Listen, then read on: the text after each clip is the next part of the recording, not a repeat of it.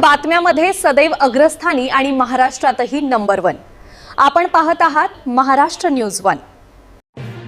अकोला स्थानिक गुन्हे शाखेचे ऑपरेशन प्रहार अंतर्गत जुगार अड्ड्यावर धडाकेबाज कारवाई।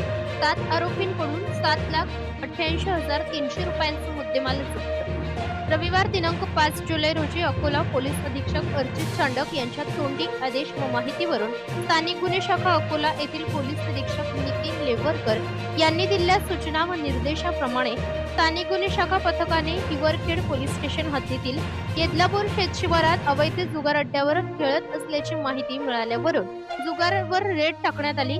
या कारवाईत 3 पाणी परेल नावाचा जुगार खेळताना 7 जणांना ताब्यात घेण्यात आले आहे। पोलिसांनी घटनास्थळावरून जुगार खेळण्याचे साहित्य, रोख रक्कम 22,300 रुपये तसेच 6 लाख रुपये किमतीचे 8 मोटरसायकल, 1,66,000 रुपये किमतीचे 6 मोबाईल असा एकूण 7,88,000 रुपये किमतीचा मुद्देमाल जप्त केला आहे।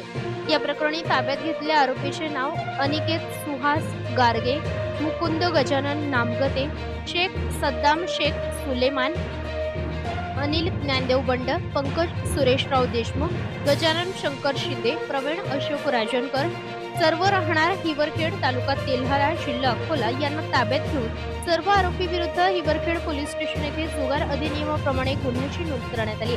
सदरची कारवाई ही माननीय पोलीस अधीक्षक अर्चित चांडक अकोला, अप्पर पोलीस अधीक्षक बी चंद्रकांत रेड्डी यांच्या मार्गदर्शनाखाली स्थानिक गुन्हे शाखा अकोल्याचे प्रमुख पोलीस निरीक्षक नितीन लेवरकर, पोलीस उपनिरीक्षक अनिल चव्हाण यांच्या पथकाने पार पडली। महाराष्ट्र न्यूज 1 साठी संपादक इस्माईल शेख, अकोला।